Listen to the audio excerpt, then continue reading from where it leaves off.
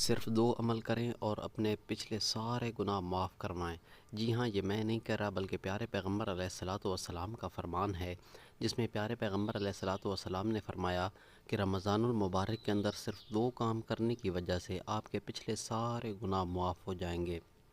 وہ 2 کام کون سے ہیں؟ پیارے پیغمبر علیہ الصلوۃ والسلام نے فرمایا، من صام رمضان ایمانا و احتسابا غفر له ما تقدم من ذنبی ومن قام رمضان ایمانا و احتسابا غفر له ما تقدم من ذنبی،